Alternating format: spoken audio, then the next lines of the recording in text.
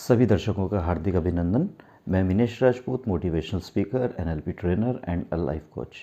हम सभी एक भूलने की समस्या से ग्रसित होते हैं। हम सभी अक्सर बहुत सारी चीज़ें भूल जाते हैं, जैसे चीज़ों को यहाँ वहाँ रख करके भूल गए, अपने एटीएम के पिन्स हमें याद नहीं रहते, मोबाइल फ़ोन नंबर्स याद नहीं रहते, किसी की शक्लें हम देख लें और उसका शक्ल तो याद आ रही है लेकिन उसका नाम याद नहीं आ रहा, और इस तरह की बहुत सारी ऐसी चीज़ें हैं जो हमें याद नहीं रहती। स्टूडेंट अगर हम हैं तो हमें हमारा सिलेबस होता है जिसे हम याद करना चाहते हैं लेकिन याद नहीं हो पाता। तो क्या ये सारी चीज़ें मुमकिन नहीं हैं? जी हाँ, मुमकिन ही नहीं, बहुत आसान है कि हम सभी चीज़ों को, जो कुछ भी हम चाहते हैं, हम सभी चीज़ों को बहुत आसानी से याद कर सकें। तो आपको इस समस्या से छुटकारा दिलाने के लिए हम एक सीरीज़ शुरू करने जा रहे हैं मेमोरी मास्टरी के ऊपर। इस सीरीज़ में आपको अलग अलग वीडियोस मिलेंगे और अलग अलग वीडियोस में अलग अलग टॉपिक में हम ये सीखेंगे कि अलग अलग चीज़ों को कैसे याद करें। जैसे अगर कोई सिलेबस है तो सिलेबस को कैसे याद करेंगे, या कुछ और चीज़ है, किसी दूसरी चीज़ को कैसे याद करना है। तो हर विषय पे हम अलग अलग एक वीडियो बनाते रहेंगे। तो आज जो हमारा वीडियो है, आज हम वीडियो बना रहे हैं कि हम नंबर्स कैसे याद करेंगे। नंबर्स यानी कि मोबाइल फ़ोन नंबर्स, एटीएम के पिन्स, लॉक कोड, या इसके अलावा और किसी भी तरह का कोई नंबर आपको जो याद करने की ज़रूरत पड़ती है, वो नंबर्स को हम कैसे याद रखें। तो इसी पे हम शुरू करते हैं। नंबर्स को याद करने के लिए जिस टेक्निक का हम इस्तेमाल कर रहे हैं उस टेक्निक का नाम है राइमिंग मेथड। जी हाँ, राइमिंग मेथड। अब राइमिंग मेथड में हम क्या करते हैं, किस तरीके से चीज़ों को याद करते हैं, ध्यान से सुनिएगा। तो राइमिंग मेथड में हम सबसे पहले 0 to 20 जो नंबर्स होते हैं, डिजिट्स होती हैं, इनको हम एक राइमिंग कोड देते हैं। अभी आप समझ जाएंगे, जब मैं बताऊंगा तो आपको समझ जाएंगे राइमिंग कोड मतलब किस तरीके से। तो सबसे पहले जो हमारा डिजिट होता है या न्यूमेरिक होता है, सबसे पहला हमारा डिजिट होता है 0। अब 0 का हमें एक राइमिंग बनाना है, तो 0 का राइमिंग हम क्या बना सकते हैं? हीरो। इसी तरीके से अगला डिजिट है 1। 1 का राइमिंग है सन या गन या बन, जो भी आप चाहें। सिमिलरली 2 का राइमिंग हो गया शू, 3 का राइमिंग हो गया ट्री, 4 का राइमिंग हो गया डोर, 5 का हाइव, हाइव यानी मधुमक्खी का छत्ता, 6 यानी कि विक्स, विक्स जो एक दवाई होती है, 7 हेवन, 8 प्लेट जिसमें हम खाना खाते हैं, 9 वाइन, इसी तरीके से 10 का राइमिंग हो गया हैन। देन 11 का राइमिंग हम मान लेते हैं लेमन, 12 का राइमिंग ले लेते हैं शेल्फ, 13 थर्स्टिंग मतलब प्यासा, प्यास लगना, 14 फोर्ट इन, फोर्ट मीन्स किला, फोर्ट इन, 15 लिफ्टिंग मतलब किसी चीज़ को उठाना, लिफ्ट करना, 16 यानी स्वीट 16, स्वीट 16 जो 16 साल की जो एज होती है उसे हम स्वीट 16 कहते हैं। देन 17 यानी सेठ इन, मतलब एक सेठ, जो एक सेठ जी हैं, मोटे पेट वाले सेठ जी हैं, लाला जी हैं, सेठ इन। देन 18 का हम मान लेते हैं अटैकिंग, अटैकिंग मतलब किसी के ऊपर अटैक करना। एंड 19 का राइमिंग हो गया नमकीन, और लास्ट में 20 का राइमिंग हम ले लेते हैं आंटी। तो इस तरीके से हमने 0 to 20 डिजिट्स को एक एक राइमिंग दे दिया। ये राइमिंग हमें याद रखने की ज़रूरत है, ये हमें याद करने होंगे, और इनको याद करने में कोई मुश्किल नहीं है। आप एक बार पढ़ेंगे और ये आपको याद हो जाएंगी। इसके अलावा आप चाहें तो कुछ अपनी राइमिंग भी बना सकते हैं। ज़रूरी नहीं है कि जो मैं बता रहा हूँ वही उन्हीं को आपको फॉलो करना है। आप चाहें तो अपनी खुद की राइमिंग बनाइए, और ये राइमिंग आपको नीचे डिस्क्रिप्शन में भी मिल जाएगी। आप वहाँ से भी, अगर आप चाहते हैं कि आप मेरी ही राइमिंग्स जो को फॉलो करें, तो नीचे डिस्क्रिप्शन में आपको सारी की सारी 0 to 20 की राइमिंग्स आपको मिल जाएगी, आप वहाँ से नोट कर सकते हैं। तो अब शुरू करते हैं कि राइमिंग्स को हम किस तरीके से इस्तेमाल करके नंबर्स याद करना सीखें। तो सबसे पहले हम मान लेते हैं कि हमें अपने बैंक के एटीएम का पिन हमें याद रखना है, जो हम अक्सर भूल जाते हैं। तो उसे हम कैसे याद करें? सपोज़ एटीएम का पिन है 2415, 4 डिजिट का एटीएम पिन होता है 2415, ये हमें याद रखना है। तो अब हम यहाँ पे इसको 2415 को अलग अलग भागों में बांटते हैं। जैसे हमने हर एक डिजिट का एक अलग अलग राइमिंग हमने तय किया हुआ है। तो सबसे पहले 2 का राइमिंग हमने माना था शू। देन अगला डिजिट है हमारा 4 का राइमिंग हो गया डोर। अगला डिजिट है हमारा 1 का राइमिंग सन, और लास्ट डिजिट है हमारा 5, 5 का राइमिंग हो गया हमारा हाइव। तो इस तरीके से हमारे पास हमने 4 अलग अलग शब्द हमारे पास आ गए, शू, उसके बाद door and one sun and hive. तो ये 4 चीज़ें हमारे पास है। अब इन 4 चीज़ों से हमें अपने इस एटीएम के पिन को याद रखना है। तो सबसे पहले अब हम क्या करते हैं, अब इन चारों चीज़ों को आपस में जोड़ करके एक इन 4 शब्दों की एक स्टोरी बनाते हैं, एक अजीबोगरीब स्टोरी। ध्यान रखिएगा, आपकी जो आप स्टोरी बनाएंगे, स्टोरी आपकी बेहद अजीबोगरीब होनी चाहिए।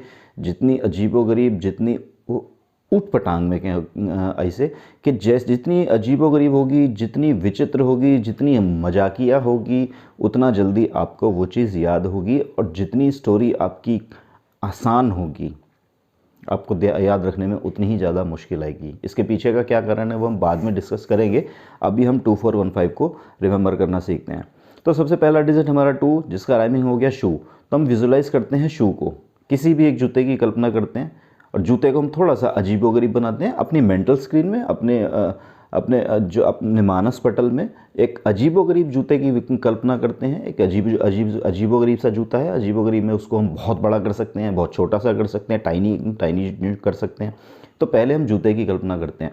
अगला वर्ड था हमारा 4 यानी कि डोर। अब कल्पना करें, अब डोर, शू को हम किसी तरीके से डोर के साथ रिलेट करते हैं। तो किस तरीके से रिलेट करेंगे, आप मान लीजिए कुछ इसको एक स्टोरी में ऐसे बनाते हैं कि जो एक जूता है, जूता अपने आप डोर के ऊपर चढ़ने लग गया या चलने लग गया। ऊपर डोर ऊपर से बंद था, ऊपर की जो चटकनी है वो बंद थी, तो उसको खोलने के लिए जूता ऊपर की तरफ चलने लग गया डोर के ऊपर। अगला डिजिट है हमारा 1, 1 का राइमिंग है हमारा सन। अब इस स्टोरी को थोड़ा सा आगे बढ़ाते हैं। जूते ने वो चटकनी खोली, दरवाज़ा खोला और बाहर निकल के सन के ऊपर चला गया, यानी सूरज के ऊपर चला गया।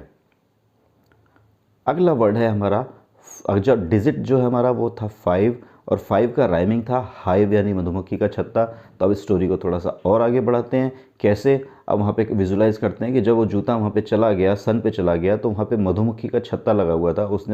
उसने जूते ने खुद ही उस मधुमक्खी के छत्ते को एक लात मारी, किक मारी। तो इस तरीके से हमने एक स्टोरी बनाई, अजीब सी स्टोरी।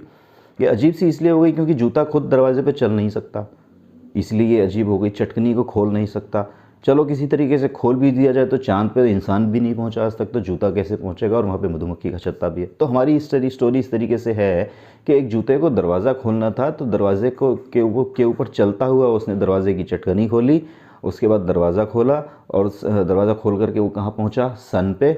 और सन पे क्या उसने किसको लात मारी, हाइव को। तो अब ध्यान रखिए, इसमें आपकी स्टोरी में 4 शब्द आ गए। सबसे पहला आ गया जूता यानी शू, सेकेंड वर्ड आ गया आपका डोर आ गया, थर्ड आपका सन आ गया, 4 आपका हाइव आ गया। तो जब कभी भी आप किसी नंबर को याद करते हैं तो स्टोरी को रिकॉल करते हैं कि आपने उस पर्टिकुलर नंबर के लिए कौन सी स्टोरी क्रिएट की थी। आपने ये वाली स्टोरी क्रिएट की थी। अब स्टोरी में कौन कौन से मेन वर्ड्स हैं, शू यानी 2। पहला आपका जूता था, स्टोरी का जो पहला वो कैरेक्टर था वो जूता था, तो जो शू था, शू यानी 2। दूसरा कैरेक्टर जो था, दूसरा कैरेक्टर आपका डोर था, डोर यानी 4 यानी 2 4। तीसरा कैरेक्टर आपका सन था यानी 1, तो 2 4 1। चौथा कैरेक्टर आपका क्या था, हाइव यानी मधुमक्खी का छत्ता यानी 5, हाइव यानी 5। तो इस तरीके से आपके 2 4 1 5, ये आपने इस तरीके से एक एटीएम का पिन याद कर लिया। लेकिन अभी इसमें भी एक ट्विस्ट है। आपने पिन तो याद कर लिया, लेकिन आप तो मान लीजिए आप तो 6-7 कार्ड रखते हैं, अलग अलग बैंकों के अलग अलग कार्ड रखते हैं। अब ये कैसे याद रखें कि कौन से बैंक का कार्ड है, ये जो आपने पिन याद किया है किस एटीएम के पिन का पासवर्ड है, किस एटीएम का पिन है, ये भी तो हमें याद करना है ना। तो इसके लिए सिंपल, इसमें आप अपनी इस स्टोरी में आपने उस बैंक को भी जोड़ देंगे जिस बैंक का पासवर्ड आपने याद किया है या पिन आपने याद किया है। जैसे आपका जो 2415 है वो आपके ABC बैंक के एटीएम का पिन है। तो ABC बैंक को आपको इस स्टोरी में ऐड कर लेना है। तो इसको कुछ आप इस तरीके से कर सकते हैं कि आपके बैंक के दरवाजे के ऊपर, दरवाजे के बाहर, बैंक के गेट पे एक बहुत बड़ा सा जूता रखा हुआ था। आगे की स्टोरी में आपको बता चुका हूँ, उस जूते को कुंडी खोलनी थी, चटकनी खोलनी थी, तो गेट के ऊपर चढ़ गया, चटकनी खोल के बाहर निकल गया और सन पे गया और वहाँ पे उसने मधुमक्खी के छत्ते को लात मारी। इस तरीके से आप किसी दूसरे बैंक को रिलेट करके, तो दूसरे बैंक का पासवर्ड अगर कुछ और है तो उसको इस तरीके से रिलेट कर सकते हैं। तो ऐसे करके आपने अपने बैंक का पासवर्ड याद कर लिया या एटीएम का पिन याद कर लिया। इसी टेक्निक को अप्लाई करते हुए आप मोबाइल फ़ोन नंबर भी याद रख सकते हैं। मोबाइल फ़ोन नंबर, मान लीजिए आपको महेश का फ़ोन नंबर याद करना है, तो सबसे पहले आप महेश को विजुलाइज़ करेंगे। उसके बाद महेश का जो भी मोबाइल नंबर महेश का है, यहाँ पे तो हमने 4 डिजिट की बात करी थी, अब हमें 10 डिजिट का मोबाइल नंबर याद करना है। तो 10 डिजिट में जो भी हमारे वर्ड आते हैं, मान लीजिए 9, उसके बाद 4 है, 9 का क्या होगा, 9 का वाइन होता है। नेक्स्ट अगर डिजिट 4 है तो 4 का हमने डोर ले लिया, तो वाइन को डोर के साथ अटैच करेंगे। ऐसे करके 10 डिजिट्स के हम एक एक राइमिंग बनाते हुए उसकी पूरी की पूरी एक स्टोरी बना लेते हैं, जिस स्टोरी के साथ हम महेश को एसोसिएट कर लेते हैं। इस तरीके से आप फ़ोन नंबर भी याद कर सकते हैं। तो जब कभी भी आपको किसी का फ़ोन नंबर याद करना होगा, आप याद करेंगे आपने किसका फ़ोन नंबर आपने याद किया, उसके साथ हमने कौन सी स्टोरी अटैच की है या एसोसिएट की है, बस आपको वो फ़ोन नंबर याद आ जाएगा। इस तरीके से आप किसी के भी फ़ोन नंबर याद करके या अपनी फ़ोन बुक के सारे नंबर याद करके किसी को भी चौंका सकते हैं, हैरान कर सकते हैं। और भी बहुत सारी चीज़ें हैं जो आप नंबरों के माध्यम से कर सकते हैं। तो इसकी आप प्रैक्टिस कीजिए, और अगर कोई प्रश्न है, कोई डाउट है, तो कमेंट बॉक्स में आप मुझसे अपना प्रश्न लिख करके पूछ सकते हैं। मैं कोशिश करूँगा कि आपके उस क्वेश्चन का आंसर दूँ।